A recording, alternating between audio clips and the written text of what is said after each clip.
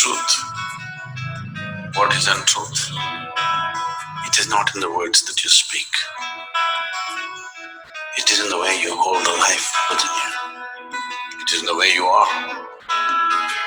Whether you are a crawling worm or a big human being, when sun comes up in the morning, it lights up everybody. Whoever opens his eyes, for him there is light to see. So the essential nature of life is all-inclusive. This is the truth. If you sit here like that, absolutely all-inclusive, you are in touch with truth. If you are in touch with truth, there can be no suffering in you. It's as simple as that.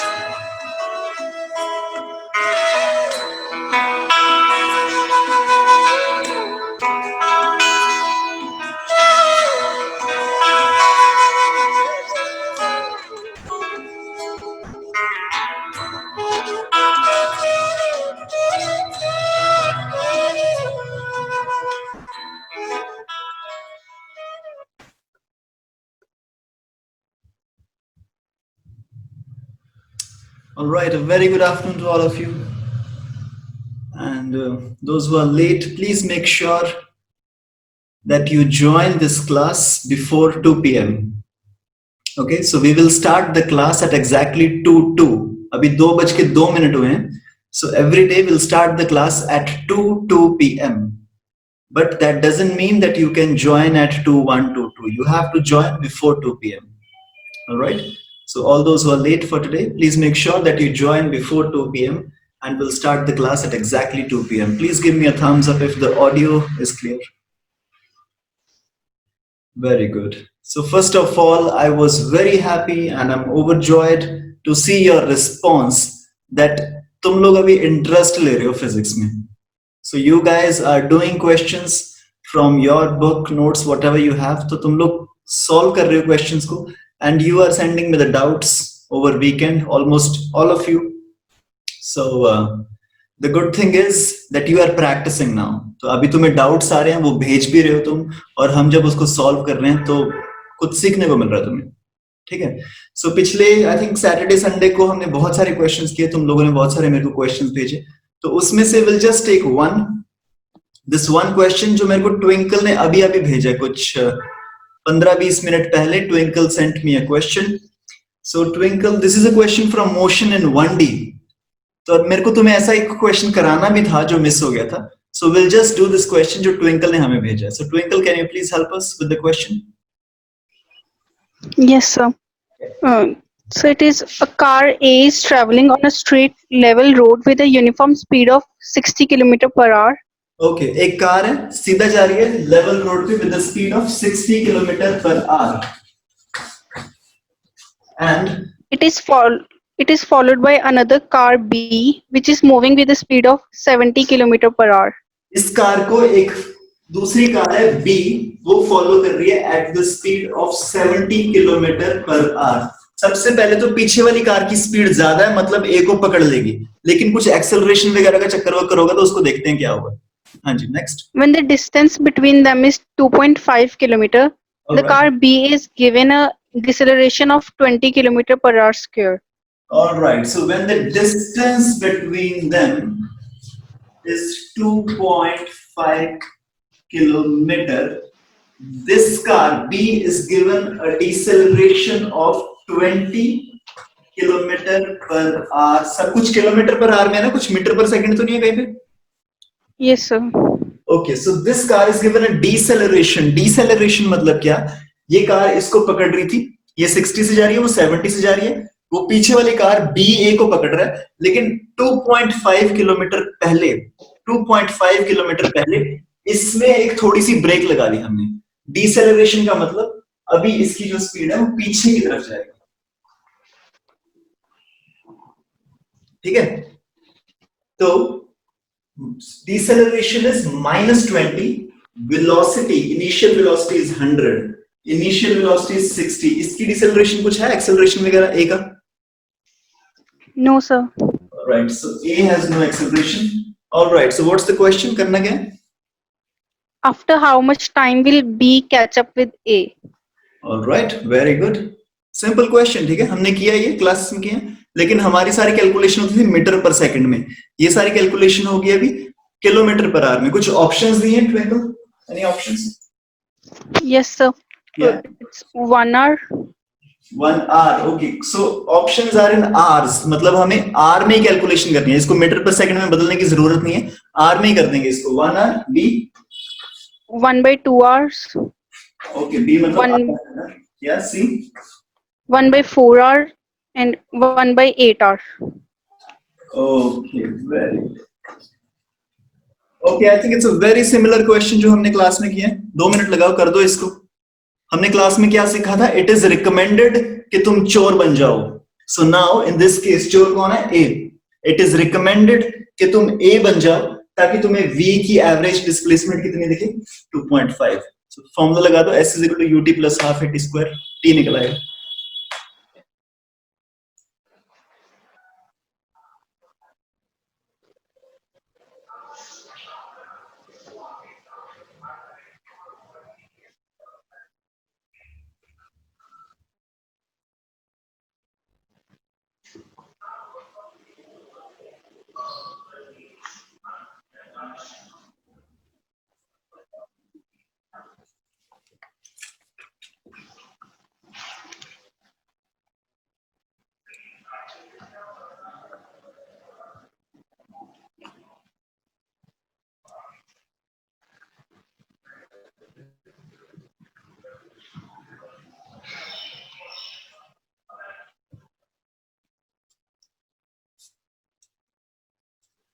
So B option, half hour. Half hour, okay, ठीक है जी।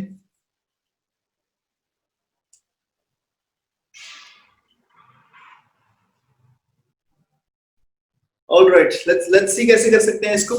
अगर मैं चोर बन जाऊं, तो मेरे को क्या दिखेगा? बी ने कितना डिस्टेंस ट्रेवल कर लिया? If A becomes at rest, so the relative displacement of B as seen by A is how much? 2.5।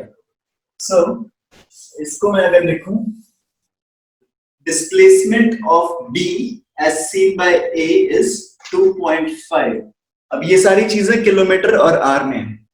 What is the velocity, initial velocity of B as seen by A is equal to 70 minus 60 is equal to 10. Next is acceleration of B as seen by A is equal to acceleration of B minus acceleration of A, which is minus 20 minus 0. और मेरे को निकालना क्या है? Time. तो S दिया हुआ है, U दिया हुआ है, A दिया हुआ है, टाइम निकाल लो। S is equal to ut plus half at square. 2.5 is equal to 10t minus half into, okay, plus half into minus 20 t square. This becomes minus 10. ये बन गया minus 10 t square. So my equation is 10 t square minus 10t plus 2.5 is equal to 0. इसको मैं काट दूं सारे को 2.5 से। 2.5 into 4 is equal to 10. So this becomes 1, 4, 4.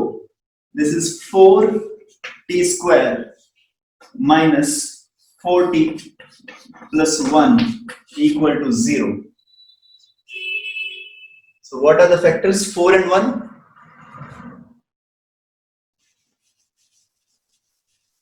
इसको फैक्टराइज कर लो, आंसर आ जाएगा तुम्हारा।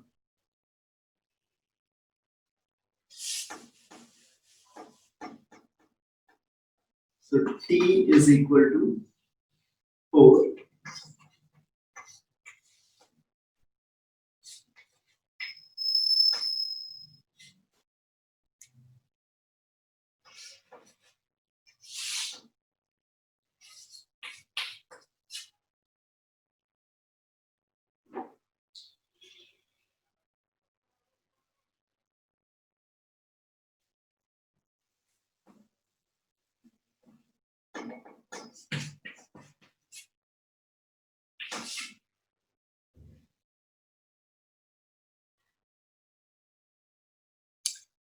ठीक है ट्विंकल? Yes, sir. कुछ भी नहीं था ना इसमें, वैसे बेसिक प्रॉब्लम क्या रही थी इसमें? वो बस थोड़ा सा किलोमीटर पर आवर में दिया हुआ है, तो जब भी किलोमीटर पर आवर में क्वेश्चन दिया हो तो you have to solve it in kilometre per hour. कुछ क्वेश्चंस में क्या होता है कि किलोमीटर पर आवर भी है और मीटर पर सेकंड भी है। सो इन दीज केसेस अगर किसी क्वेश्चन में मेरे को किलोमीटर पर आवर में भी कुछ वैल्यूज दिया और मीटर पर सेकंड में भी दिया हुआ, तो इन केसेस में I need to convert my kilometer per hour into meter per second. Now how to do this is, let's say मैं तुम्हें 5/18 से मल्टीप्लाई कर। मैं अगर तुम्हें बोलूं यहाँ पे एक कार जा रही है आगे 10 मीटर पर सेकंड की स्पीड से, और इसको पीछे एक कार पकड़ रही है 36 किलोमीटर पर आवर की स्पीड से, दोनों के बीच का जो डिस्टेंस है that is 100 metre. Find the time after which B will catch A. Find the time after which B will catch A. Now you need to convert everything into meter per second. So now this is 10 meter per second. अब तुम्हें इसको convert करना पड़ेगा।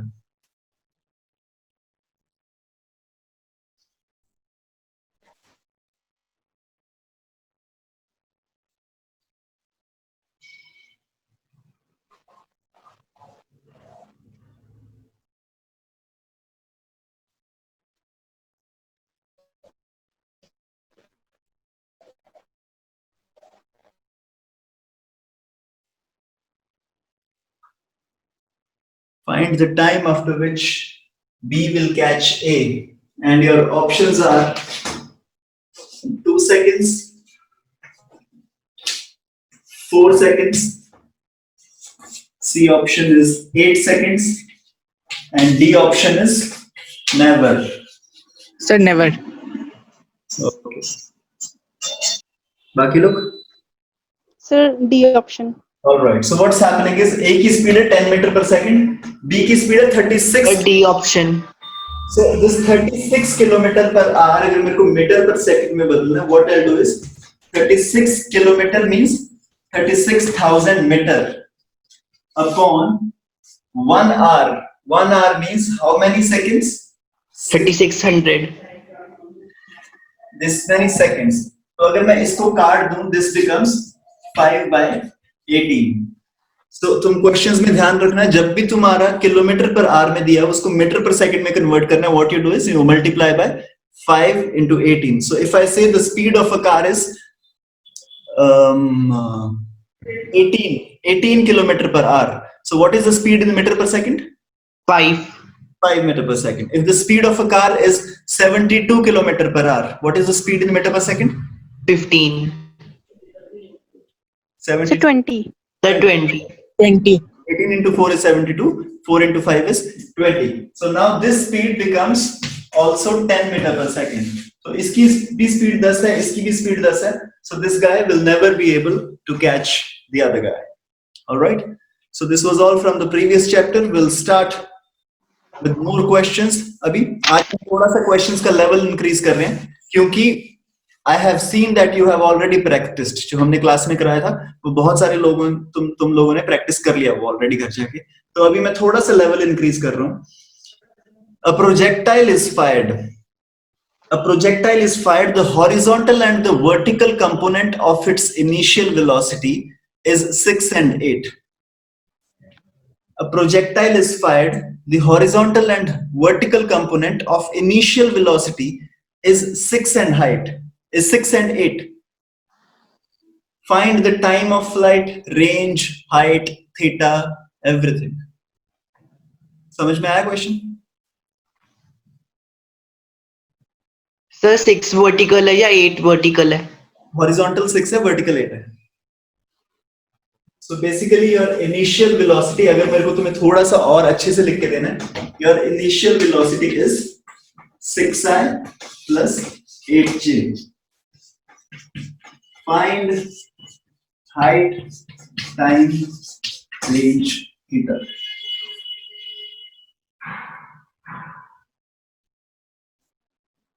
Sir, time is 8/5. Time is 8/5. Sir, yes, time is 8. time is 1.6 seconds. 1.6. Yes, that's right. 1.6. Range?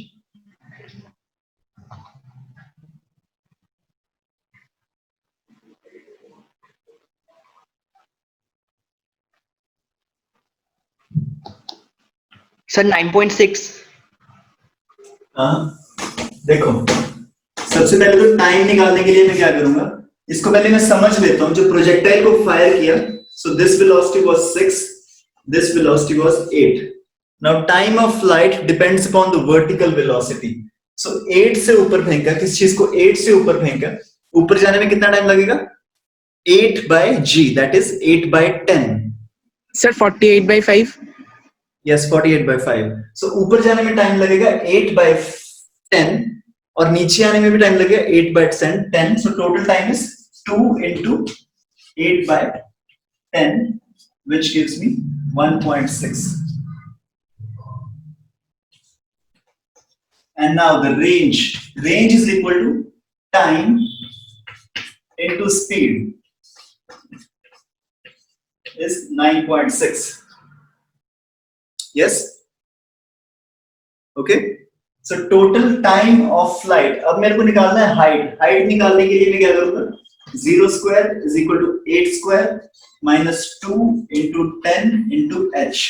So h comes out to be 64 upon 20 is equal to 3.2 meter. Sir 16 by 5. Distance. Range?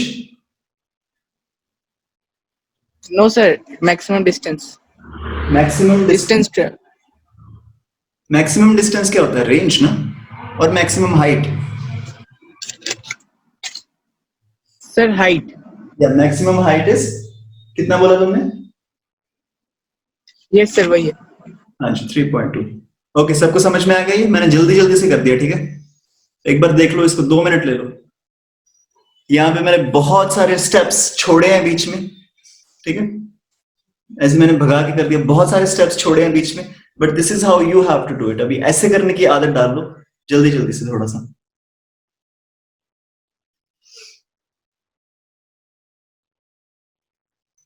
Okay, मैं same question को मैं दोबारा कर रहा हूं. तीनों calculations, T R और height की कैलकुलेशंस को मैं दोबारा कर रहा हूं मिटा के. सेम कैलकुलेशंस मैं दोबारा कर रहा हूं, जस्ट पे अटेंशन, ठीक है? मैं थोड़ा सा धीरे चल रहा हूं.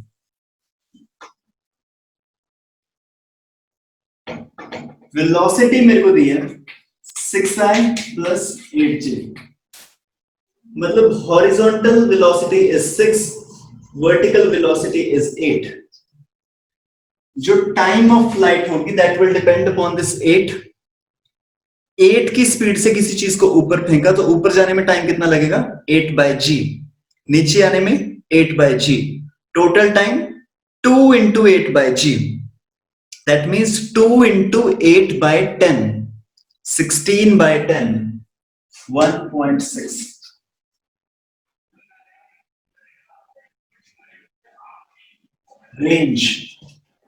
Range क्या होगी? Now range will depend upon the horizontal velocity. Horizontal velocity is what? 6. 6 की स्पीड से राइट को ट्रेवल कर रहा है. Time is 1.6. 9th क्लास का question. Range is equal to speed into time. 6 into 1.6 is equal to 6 6 are 36. 6 into 1 is 6 plus 3, 9.6 meter. This is the range. Yes. Now maximum height. Height is equal to u square is equal to v square is equal to u square plus 2gh. मतलब 0 square, क्योंकि ऊपर जाके 0 हो जाएगी ना. 0 square is equal to 8 square upon 2g. Maximum height is equal to 8 square upon 2g. मतलब 64 upon 2g. मतलब 2 से मैं काट रहा हूं. 64 upon 2g मतलब 6.4 upon 2 मतलब 3.2.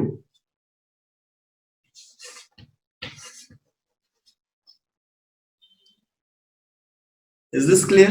Give me a thumbs up अगर ये सब clear हो गया तो. Basically just calculation है. Calculation को हमें तेज कैसे करना है, मैं उसको तेज करना सिखा रहा हूँ, ठीक है? अब एक मैं रैंडम क्वेश्चन क्रिएट कर रहा हूँ, ठीक है? जस्ट एक रैंडम क्वेश्चन क्रिएट करेंगे. अब इसको बिना कॉपी पेन लेके सॉल्व करना. Initial velocity is 7i plus 10g. 7i plus 10g. Find the time, range, and height without using your pens or notebooks. Please don't use your pens or notebooks. Sir, time 2 seconds. Time 2 seconds. All right. So time 2 seconds. Time 2 seconds. All right. Range. 14. Range is 14. Everybody okay with this? 14. Yes, sir. All right. And height is what? So Sir, 550. 0.5. Sir, 0.5. So What? 50. Height. So 50.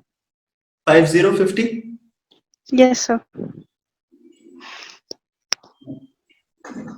Height.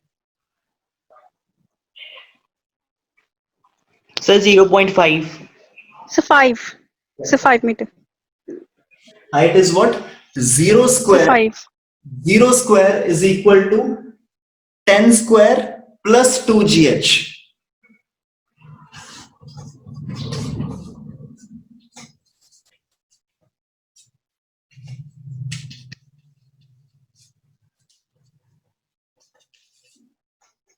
ठीक है, मनन हो गया?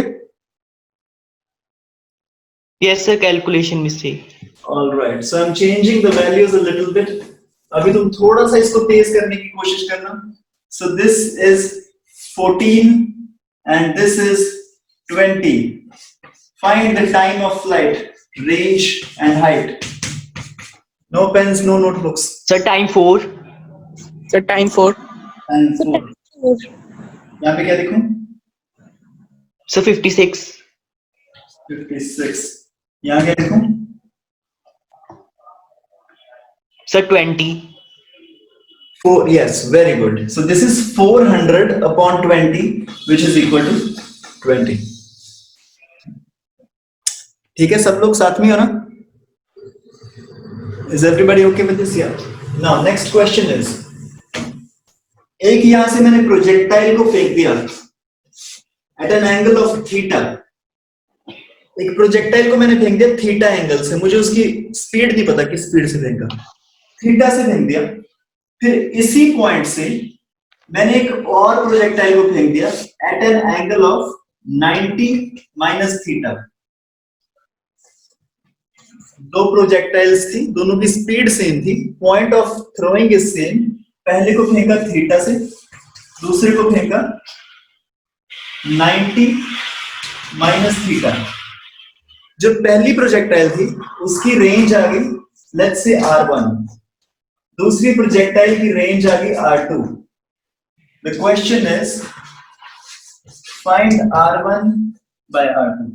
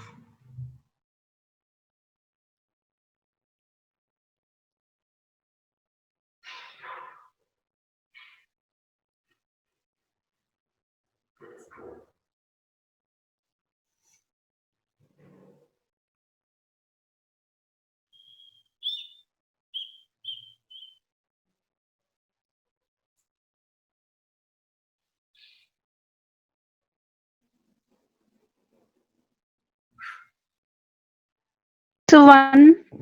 Very good. 1. Very good. थोड़ी सी trigonometry use करनी पड़ेगी तुम्हें. So R1 by R2 is 1. That basically means R1 is equal to R2.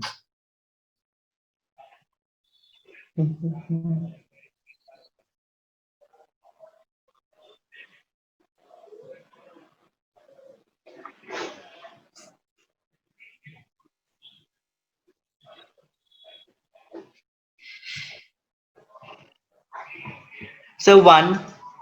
Yes. 1 कैसे मनन? Sir पहले उसकी रेंज निकाल ली और उसकी रेंज निकाल ली. दोनों सेम कैसे आ गए? अलग अलग आएंगे ना, एंगल अलग अलग है. एक थीटा, एक 90 minus theta. Sir 90 minus theta वो सेम हो जाएगा ना, ट्रिग्नोमेट्री में किया हुआ है. Sine 90 minus theta cos theta. ठीक है. साइन. ओके, सो पहले वाली की रेंज क्या आ गई? u cos theta into u sin theta by 5. Okay, u cos theta into u sin theta by 5. Okay, by 5. All right. दूसरे वाले की रेंज क्या आ गई? u sin theta u cos theta by 5. Okay, so ये theta theta उल्टा हो जाएगा, मतलब cos theta sin theta बन जाएगा, sin theta cos theta बन जाएगा. ठीक है, very good. All right, let's check this. एक बार मैं देखता हूँ R1 क्या आएगा. So रेंज का फॉर्मूला क्या होता है? u square sin 2 theta upon g. This is range का फॉर्मूला. और R2 क्या आ जाएगा? Sin of this theta is 90 minus theta. So this is 2 times 90 minus theta upon g. क्या इतना सही है? This is R1, this is R2. So R2 को अगर मैं further solve करूं, this becomes u square into sine of 180 minus 2 theta upon g. So R1 upon R2 is equal to, ये g cut जाएगा. This is equal to u square sine 2 theta upon u square sine 180 minus 2 theta. u square cut गया. Sine of 180 minus 2 theta. Sin theta का graph कैसा होता है? Sin 0 is 0. Sin 180 is also 0. So basically sine of 180 minus anything is equal to sine of this anything. So if I have sine of x, this is equal to sine of 180 minus x. तो ये बन जाएगा sine of 2 theta upon sine of 2 theta. So this will cancel out, this becomes 1. Okay? Is it okay, everybody? Give me a thumbs up. Ashish? All right. So इसका मतलब क्या हुआ? मैंने एक प्रोजेक्टाइल को फेंका थीटा से, दूसरी प्रोजेक्टाइल को फेंका 90 माइनस थीटा से. मतलब if I have to take an example, let's say एक प्रोजेक्टाइल को मैंने फेंका 30 डिग्री से, दूसरी प्रोजेक्टाइल को मैंने फेंका 90 माइनस 30 which is 60 डिग्रीज. तो दोनों की रेंज सेम आती है, दोनों की रेंज सेम आती है, no matter what the velocity is, दोनों की रेंज सेम आएगी. So this means if I throw two projectiles with angles theta 1 and theta 2, where theta 1 plus theta 2 is equal to 90 degree. ये ऐसा ही हो ना, देखो जो दूसरा वाला थीटा था that is 90 minus theta 1. It implies theta 1 plus theta 2 is equal to 90 degrees. तो अगर मैं एक पॉइंट से दो प्रोजेक्टाइल्स को फेंक रहा हूं at angles theta 1 and theta 2, such that theta 1 and theta 2 are complementary angles. I'm changing the terminology now. Theta 1 and theta 2 का sum is 90 degree. Then the range of both these projectiles is same. Very very very important deduction जो हमने अभी अभी किया है. एक point से अगर मैं दो प्रोजेक्टाइल्स को फेंकूं, एक पॉइंट से अगर मैं दो प्रोजेक्टाइल्स को फेंकूं और दोनों के जो एंगल्स ऑफ प्रोजेक्शन हैं, these two angles are complementary to each other. That means दोनों एंगल्स का sum is 90 degree. तो मतलब दोनों की रेंज सेम है. Okay, is it okay? Give me a thumbs up. All right. So next question is, एक मेरे पास point है, वहां से मैंने एक प्रोजेक्टाइल को फेंका at an angle of 85 degree. 85 degree के एंगल पे एक मैंने प्रोजेक्टाइल को फेंका और वो जाके गिरी 100 मीटर दूर. ठीक है, 100 मीटर दूर जाके वो प्रोजेक्टाइल गिरी 85 डिग्री के एंगल पे फेंकने पे. Okay, now I want the same range. बताओ मैं किस एंगल पे फेंकूं कि मेरे को सेम रेंज आए 100 meter. 5 degree. 5 degree. Very good. So ये वैसे भी तुम्हें दिख रहा होगा, वैसे भी if you try to look at it, if I throw something at 85, now this angle is 90 degree, so 85 is somewhere like this. So this projectile will go like this. This angle is 85, so this projectile will go up like this and will almost fall down the same place. और अगर 5 degree angle है, 5 degree angle बहुत छोटा सा angle होगा, तो ये projectile ऐसे गिरेगा. या तुम वैसे भी इसको फील करके देख सकते हो. Let's say two angles, I give you two angles 60 and 30 degree. So एक projectile you fire with 30 like this. So this goes somewhere like this. एक projectile you fire with 60. So this goes somewhere like this. So the range for both the projectiles are same if the angles are complementary. Please take 2 minutes and write this down. एक point से अगर मैंने दो projectiles को fire किया और दोनों के एंगल्स अगर कॉम्प्लीमेंट्री हैं, then the ranges are same.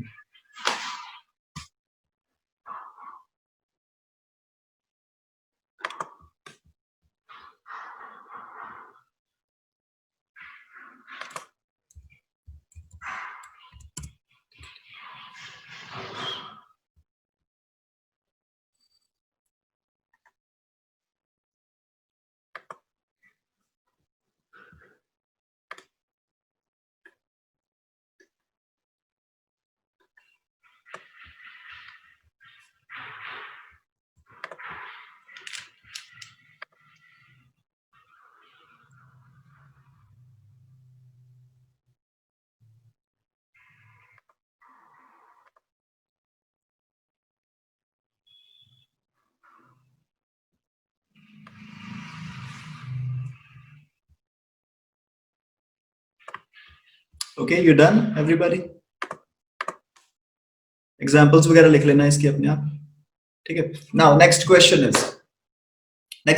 is मैं एक वो, ठीक है, वो जो फेंकते होते हैं ना, javelin throw. Okay, so what I have is I have this huge stick in my hand. एक javelin throw है मेरे हाथ में.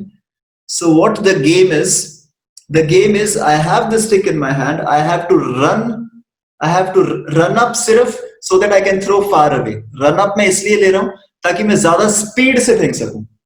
ठीक है, इसलिए मैं भाग के फेंकूंगा उसको. नहीं तुम एक जगह पे खड़े होके भी ऐसी जेवलिन थ्रो फेंक सकते हो, लेकिन अगर तुम एक जगह पे खड़े होगे तो तुम्हारी स्पीड नहीं आएगी. इसीलिए जो बॉलर्स होते हैं, fast bowlers, if you see these guys like Brett Lee and Shoaib Akhtar, they have the longest run ups. तो वो पीछे से भाग के आते हैं 1 किलोमीटर दूर से. अब अगर तुम इनको पूछ के देखोगे यार तुम्हें बॉलिंग करानी है और पूरा 5 दिन तुम्हें बॉलिंग करानी है, तो इतने पीछे 1 किलोमीटर से क्यों भाग के आ रहे हो? अगर तो थक जाओगे ना तुम लोग. But basically they are running from that far because इतने पीछे से जब तुम भाग के आओगे, बिकॉज ऑफ दिस इनर्शिया तुम ज्यादा तेज फेंक पाओगे बॉल को. राइट, सो ज्यादा तेज फेंकना. Now we have the same scenario. मैं चाहता हूं कि मैं मैक्सिमम स्पीड से अपने जैवलिन को फेंकूं, क्योंकि अगर मैं अपने जैवलिन थ्रो को मैक्सिमम स्पीड से फेंकूंगा तो वो ज्यादा से ज्यादा दूर जाएगा. ठीक है। तो मेरी इनिशियल वेलोसिटी तो फिक्स होगी, मेरे को पूरा पीछे से भाग के आना है, और मैंने जैवलिन थ्रो फेंका। नाउ नेक्स्ट क्वेश्चन इज, मैं उसको अलग अलग एंगल पे फेंक सकता हूँ ना, या तो मैंने ऐसे ही मार दिया सीधा, या फिर मैंने ऊपर मारा। तो मैं किस एंगल पे फेंकूं अपने जैवलिन थ्रो को ताकि मेरा जैवलिन ज्यादा से ज्यादा दूर जाए? क्वेश्चन समझ में आ गया? Yeah. So the simple question is, velocity same रहेगी, वेलोसिटी पे तुम्हारा कंट्रोल नहीं है, वो मेरे पास जितना जोर है उतना ही है, ठीक है। तो मैं एकदम से स्ट्रेंथ ज्यादा नहीं लगा सकता, लेकिन मैं दिमाग लगा सकता हूं। अगर मैंने दिमाग लगा के कोई ऐसा एंगल चूज कर लिया कि मेरा जैवलिन ज्यादा से ज्यादा दूर जाए, तो वो कौन सा एंगल होगा?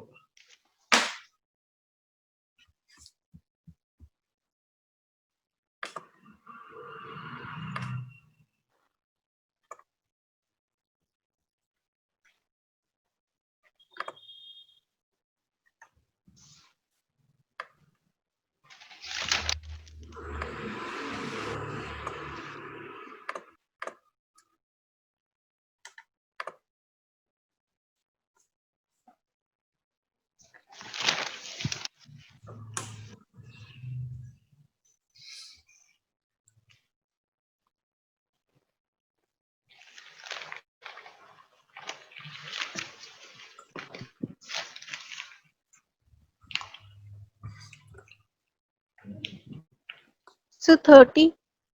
Wrong. So 45 degree. Yes, 45 degrees. Very good.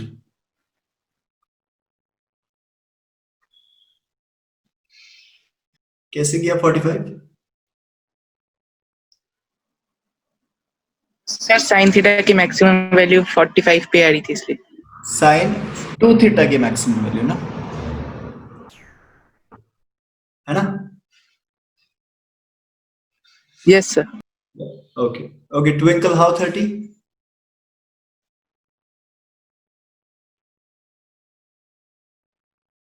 So I thought 1/2 is. So sine 30 is 1/2. Yeah, sine 30 is 1/2. So sine 30 is 1/2. So sine. So formula मैंने sin थीटा cos थीटा लिया था। हाँ, तो basically sine theta into cos theta की maximum value तो मैं निकाल दी है। Sine theta into cos theta की मैक्सिमम वैल्यू कब होगी? When theta is equal to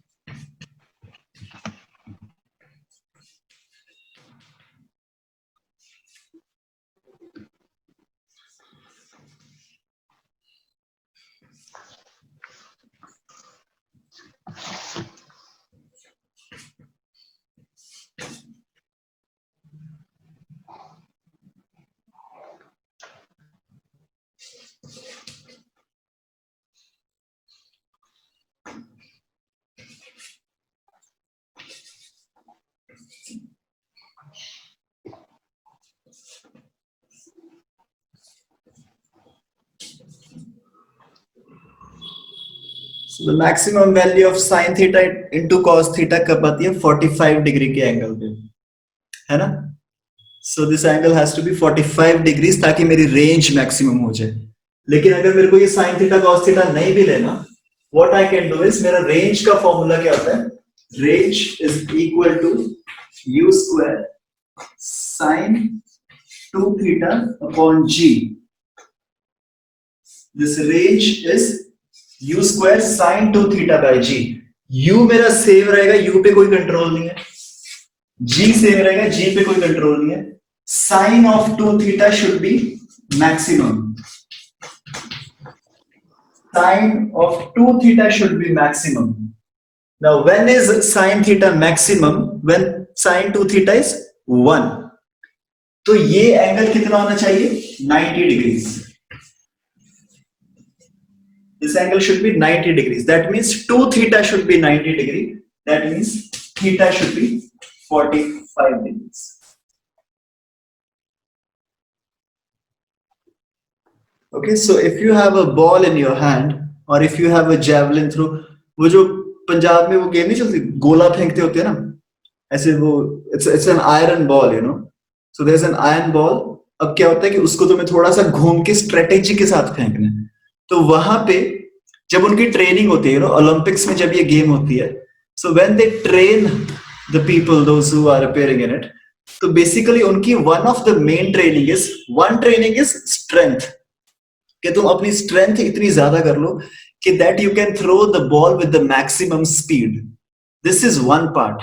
the next part of the training is that you have to throw the ball exactly at 45 degrees, sharp at 45 degrees. क्योंकि अगर तुमने थोड़ा बहुत भी ऊपर नीचे कर लिया ना, तो रेंज का बहुत ज्यादा फर्क पड़ जाता है. Let me just show you. Okay, this is our projectile. ठीक है, ये जो रेड कलर का तुम्हें दिख रहा है, लेट्स से ये हमारा जैवलिन है. मान लो मैंने बहुत ज्यादा प्रैक्टिस कर ली और ये मेरा 28 की जगह 35 हो गया. मैं मैक्सिमम 35 की स्पीड से फेंक सकता हूँ. 35 मीटर पर सेकंड की स्पीड से मैं मैक्सिमम इसको फेंक रहा हूं. And now I am launching this at the angle of 45 degrees. So when I'm launching this at the angle of 45 degrees, so what is happening is my range is a little more than 120. So the range is approximately close to 125. The range is approximately close to 125. तो अब अगर मैं एक Olympics में part लेने जा रहा हूँ जैवलिन फेंकने, और अगर मेरी स्ट्रेंथ इतनी है 35 मीटर पर सेकेंड और मैंने थोड़ा सा भी एंगल चेंज कर दिया, let's say my angle is 40 degrees. अगर मेरा एंगल 40 डिग्रीज भी है ना, तो तुम देखो ना, रेंज अभी जो मेरी 125 रेंज आ रही थी, so this range will come down to close to 105. तो बेसिकली 20 मीटर का फर्क पड़ जाता है. 20 मीटर का फर्क is a lot of difference just 5 degree का एंगल चेंज करने पे. मैंने सिर्फ 5 डिग्री एंगल चेंज किया और मेरा जैवलिन 20 मीटर पीछे गया. Right? So at which angle you throw your javelin, it becomes very, very important when you are playing at this level. Right? Next question is, I hope this should be clear for all of you. I'm stopping the screen share. The next question is, अब थोड़ा सा हम इसको interesting बना रहे हैं और थोड़ा सा difficult भी बना रहे हैं साथ साथ में. The next question is, यहाँ पे ना एक पेड़ है. पेड़ नहीं, मान लो एक building है. There's a two-storied building. So this is story 1, this is second story. So it's a two-storied building. जो इसकी हाइट है h, सेम हाइट h, मतलब बिल्डिंग में सारे जो फ्लोर्स हैं वो सेम हाइट पे. So it's a two-storied building. यहाँ पे बैठा है एक बंदर. ठीक है, मेरे को बनाना नहीं आता. assume this is a monkey. So a monkey is sitting on the top of the second floor. यहाँ पे पूरा टॉप पे बैठा है, यहाँ पे बैठे हैं ये बंदर. और तुमने क्या किया, एक प्रोजेक्टाइल फायर किया और तुमने हिट किया 45 डिग्री के एंगल से, एंड दिस प्रोजेक्टाइल मंकी को लेके चली गई. तो बेसिकली ये जो मैक्सिमम हाइट थी, ये मैक्सिमम हाइट पे यहाँ पे मंकी बैठा था, उसको ये टच करते हुए, okay, this is exactly in the center. Okay, this is exactly in the center, this building. So it's a two-storied building. It's exactly in the center of the projectile और यहाँ पे उसको हिट करते हुए चली गई. फर्स्ट केस में the angle was 45 degrees. अब क्या हुआ, बंदर को पता चल गया कि तुम लोग मार रहे हो उसको. तो उसने क्या किया, वो यहां से उठ के यहां पे आ गया, वहां से उठ के यहां पे आ गया. मेरा सब कुछ सेम है, स्पीड सेम है, लेकिन मैं एंगल चेंज कर सकता हूं. मेरे हाथ में एक गन है, मैं एंगल चेंज कर सकता हूं. पहले मैंने उसको 45 डिग्री से मारा तो बिल्कुल उस पर हिट होके चलेगा मेरा प्रोजेक्टाइल. अब बंदर आ गया फर्स्ट फ्लोर पे, बेसिकली हाफ द डिस्टेंस नीचे आ गया. अब मैं किस एंगल से मारूं ताकि ये बंदर को अभी भी हिट करे.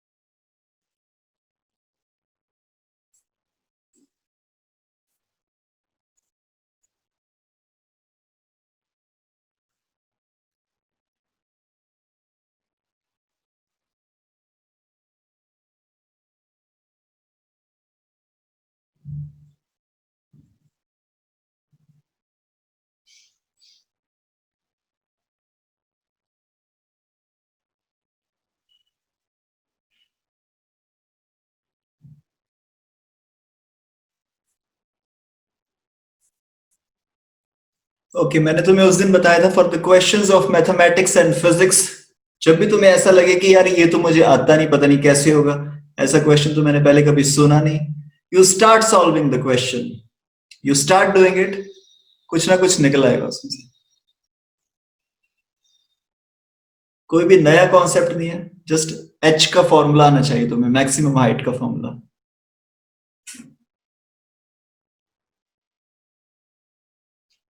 दोनों केसेस में स्पीड विल बी सेम। अगर पहले मैंने यू से फेंका है, सेकेंड केस में भी I will be throwing the ball at you only, only the angle I can change.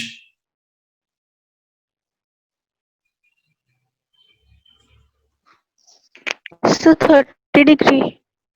Yes, very good, Twinkle. Angle is 30 degrees.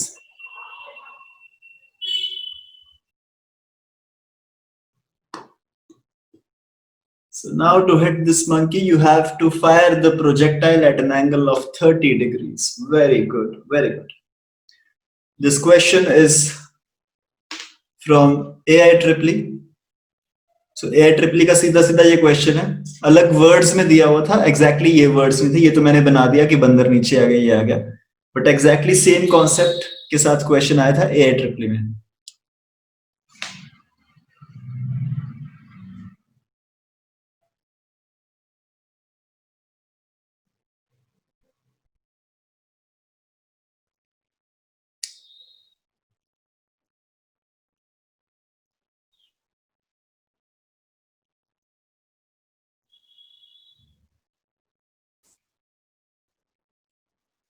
Okay, everybody, Manan, Saik, Kashish, Bhavna.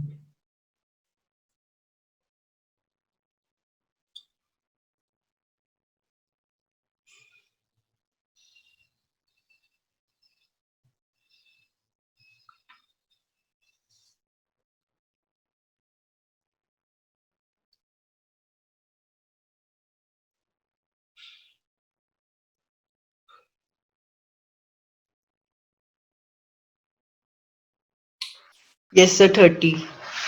All right. Saik, Kashish, Bhavna. All right, Kashish and Bhavna.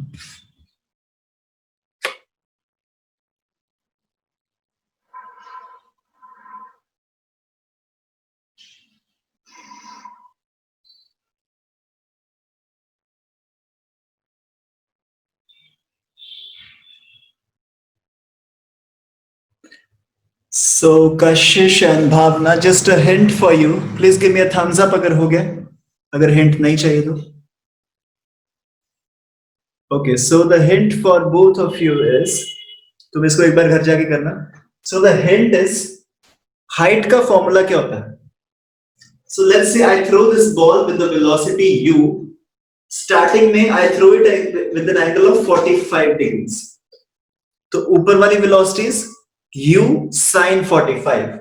So what is the maximum height in first case? H1 is equal to u square sine 45 का square upon 2g. Second case में H2 I throw it with an angle of theta. I don't know what that theta is. So u square sine square theta upon 2g. अब मेरे को पता है पहली बार में जो हाइट थी, सेकंड बार में वो हाइट हाफ हो गई. So if the first height was h, then h2 is h by 2. So if I divide equation 1 by 2, this gives me h upon h by 2 is equal to 2 is equal to, in 2g cut जाएगा, u square cut जाएगा. So this gives me sine of 45 square is equal to sine of theta whole square. So I am taking this sine theta to the other side. This gives me sine square theta is equal to 1 by 4. This gives me sine theta is equal to half. This gives me theta is equal to 30 degrees. Kashish, Bhavna, give me a thumbs up. Very good. एक बार try कर लेना इसको घर जाके, ठीक है? थोड़ी सी practice हो जाएगी तुम्हारी. And now we are gonna play with energies. एक साइंटिस्ट थे बहुत साल पहले, उन्होंने बोला कि energy is equal to mc square.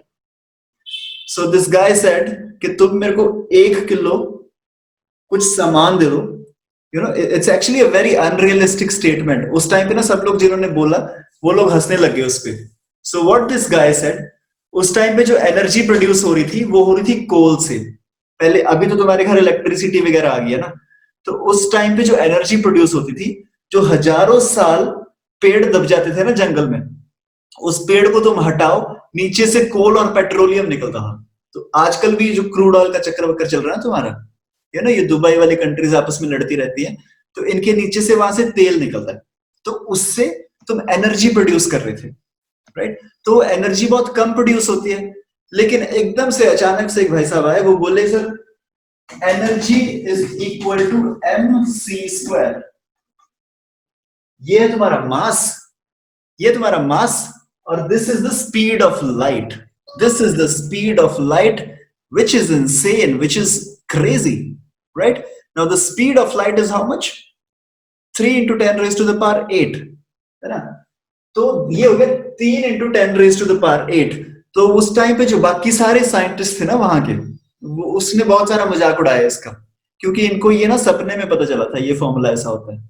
तो वो लोग बोले ठीक है 1 किलो कोयला ले आए, ठीक है, 1 kg कोल इनको लाके पकड़ा दिया कि ये लो सर 1 किलो kg, ठीक है, 1 किलो कोयला है तुम्हारे पास, तो इसको तो कैलकुलेट करो 1 kg into 3 into 10 raised to the power 8 का whole square, which gives me 9 into 10 raised to the power 16 joules of energy.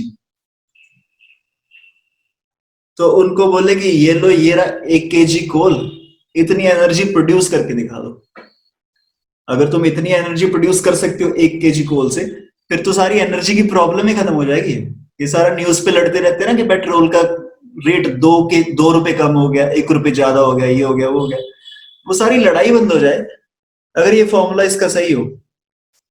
तो फिर उस टाइम पे आइंस्टाइन साहब बोले कि इतना तो मेरे को पता नहीं है कि ये कैसे होगा, पर मेरे को पता चला है, मेरे को सपने में आया कि ये एनर्जी प्रोड्यूस हो जाएगी. This is 16, 9 into 10 raised to the power 16 joules. थोड़ा सा कैलकुलेट करके देखना इसको क्लास के बाद. अगर ये पॉसिबल हो जाए ना, तो सारी दुनिया की एनर्जी की प्रॉब्लम खत्म हो जाए. ये जो तुम हर महीने रेंट देती हो ना बिजली का, वो तुम रेंट देना बंद कर दोगे अगर एनर्जी इतनी सस्ती हो जाए. लेकिन इन्होंने तो बोला था वहां पे उस टाइम पे, इतने साल पहले, कि हाँ जी ऐसा हो सकता है, right? So what happened was, this was all happening till the subatomic particles were not discovered. ये तब की बातें हैं जब लोग ये बोलते थे कि एटम इज इनडिविजिबल. लोग बोलते थे कि एक एटम है, मान लो एक हाइड्रोजन का एटम है, उसके आसपास इलेक्ट्रॉन्स घूम रहे हैं, बीच में न्यूक्लियस घूम रहा है, एंड दैट इज इट. ठीक है, और उन्हें पता है कि एक न्यूक्लियस है, उसके आसपास इलेक्ट्रॉन्स घूम रहे हैं, and this is what my life is. इससे ज्यादा तुम अंदर और जा ही नहीं सकते. तो अगर ये सिचुएशन होती कि इससे ज्यादा तुम अंदर और नहीं जा सकते, then this is a very insane statement to make. Now this only became possible, ये तभी पॉसिबल हो पाया जब उसने ये स्टेटमेंट बोली थी, तब उसको पता भी नहीं था वो क्या बोल रहा है, और ये तब पॉसिबल हो पाया when we started breaking this nucleus. हमने इस न्यूक्लियस को ब्रेक किया, फिर उसके अंदर देखा अलग अलग चीजें निकली, एक मेरा प्रोटॉन निकल के आ गया, एक न्यूट्रॉन निकल के आ गया, फिर उसके अंदर और क्वार्क्स एंड ऑल, मेरे सब एटॉमिक पार्टिकल्स. अब मैंने in today's world at least 16-17 तरीके के मैंने सब एटॉमिक पार्टिकल्स डिस्कवर कर लिए कि न्यूक्लियस के अंदर ये सारी चीजें हैं. फिर जब मुझे समझ में आया कि यार न्यूक्लियस के अंदर भी इतनी सारी चीजें हैं, तो वो भी तो एनर्जी प्रोड्यूस कर सकती है. तो फिर मैंने क्या किया, न्यूक्लियर फिजन करना स्टार्ट किया. एक यूरेनियम ले लिया, एक मैंने मेटल डिटेक्ट कर लिया, एक मैंने बढ़िया सी चीज देख ली जिसका न्यूक्लियस टूट सकता हो. अभी तक किसी का न्यूक्लियस नहीं टूट रहा था. ठीक है, मान लो मेरे पास हाइड्रोजन है या फिर ऑक्सीजन है, मैंने दोनों को मिला दिया, ज्यादा से ज्यादा क्या हो रहा था, दोनों के इलेक्ट्रॉन्स मिल रहे हैं, इसके इलेक्ट्रॉन मिलके उसके इलेक्ट्रॉन मिलके हाइड्रोजन ऑक्सीजन से पानी बन गया। मैं बहुत खुश हो गया, ठीक है पानी बन गया, लेकिन ज्यादा एनर्जी प्रोड्यूस वगैरह नहीं हो रही थी, क्योंकि अभी बात अंदर नहीं घुसी थी। सिर्फ अब बाहर के जो है ना इलेक्ट्रॉन्स वगैरह वो आपस में एक्सचेंज हो रही थी, इधर के इलेक्ट्रॉन उधर चले गए, उधर के इलेक्ट्रॉन इधर चले गए, तो उसमें ज्यादा मजा नहीं आ रहा। फिर कुछ इन्होंने radioactive, these are called radioactive materials, मैंने रेडियो एक्टिव मटीरियल्स डिस्कवर किए कि एक यूरेनियम है मेरे पास, उस पे अगर मैं एक न्यूट्रॉन को लाके फेंकू, स्लो मूविंग न्यूट्रॉन, तो what will happen is this neutron will not only disturb the electronic configuration, this neutron will also disturb the nuclear composition, वो जाके उसको न्यूक्लियर को तोड़ देगा जाके, and this is called nuclear fission, and this we started calling as radioactive energy, और इसको हम बोलते हैं न्यूक्लियर एनर्जी जो हम प्रोड्यूस करते हैं। फिर ये न्यूक्लियर एनर्जी है, फिर इनकी स्टेटमेंट लोगों को समझ में आई कि दिस इज क्वाइट पॉसिबल। अभी भी एग्जैक्टली हम इस नंबर तक नहीं पहुंचे हैं, but today scientists are saying that this is possible now. आजकल हमारे पास न्यूक्लियर पावर प्लांट्स हैं जहां पे 1 kg यूरेनियम के साथ तुम ऑलमोस्ट इतनी एनर्जी प्रोड्यूस कर पा रहे हो। But now the problem with this is very very very dangerous. अगर तुमने इसको कंट्रोल्ड एनवायरनमेंट में नहीं किया तो ये थोड़ा सा आउट ऑफ कंट्रोल जा सकता है। And secondly, what's coming out of these nuclear reactors is, जो इनका वेस्ट निकल के आता है, you really don't know what to do with all this. तो उसका सोल्यूशन क्या निकल के आता है, तुम उस सारे को कंसील्ड, यू नो, एक तुम बड़ा सा जो स्टेनलेस स्टील का कंटेनर बना के उसमें सारी गलत वाली gases, you know, all the radio active gases तुम उसमें इकट्ठी करके पानी में डाल के आ रहे हो। लेकिन धीरे धीरे पता चल रहा है कि वो जो अंदर वाली गैसेस हैं वो स्टेनलेस स्टील को धीरे धीरे पतला कर करके एक दिन निकल जाएंगी। So even throwing them away in the oceans is not the right thing to do. Slowly the scientists are coming to this. So it's very dangerous and there are very complications of using this energy, but this is possible. This is what scientists are saying these days. And then they discovered nuclear fusion. उसके बाद कुछ लोगों ने सन को देखना start किया और lab में रिएक्टर्स में उन्होंने देखा that just like कि एक यूरेनियम है, उस पे तुमने न्यूट्रॉन मारो, this uranium divides into 2 parts. This is nuclear fission. तो फिर तो उन्होंने देखा कि अगर 2 न्यूट्रॉन्स हैं या फिर 2 न्यूक्लियस हैं, उनको जोड़ा भी तो जा सकता है ना। तो बेसिकली एक एटम को क्रिएट भी किया जा सकता है। And then they started coming up with nuclear fusion reactions, right. ये सारी चीजें तुम्हें केमिस्ट्री में पढ़ाई जाएंगी। मैंने क्यों बताया तुमको ये सब कुछ, क्योंकि मैंने तुम्हें एक क्वेश्चन देना था, मैं तुम्हें अभी क्वेश्चन दे रहा हूं, हमारा टाइम खत्म हो गया। इस क्वेश्चन को एज अ होमवर्क करना तुम। सो द क्वेश्चन इज, एक प्रोजेक्टाइल को मैंने फायर किया, okay, this is for your homework, I am sorry the time is already up. The question is, एक प्रोजेक्टाइल को मैंने फायर किया with the velocity of u at an angle of 45 degrees. I fire a projectile at a velocity of u at an angle of 45 degrees. जब मैंने उसको fire किया यहाँ पे नीचे, the kinetic energy of this particle was k1. Kinetic energy of this particle was k1. Question is, at the highest point, at this highest point, what is the kinetic energy of this particle? Right? Is the question clear? एक particle को मैंने fire किया with a velocity of u at an angle of 45 degree. The kinetic energy at the bottommost point is k. Topmost point पे kinetic energy क्या होगी? Right? Is the question clear? Give me a thumbs up if the question is clear. All right, very good. Please do this question as homework. And thank you very much for joining with me today. I'll see you tomorrow, 2 p.m. sharp. Agar koi bhi questions, doubts or anything you have regarding this chapter, you can send it across to me on WhatsApp. And I'm very happy once again to see your reaction. You guys are slowly falling in love with physics, which is great to see, okay? I'll see you tomorrow, 2 o'clock. Thank you very much. Bye-bye.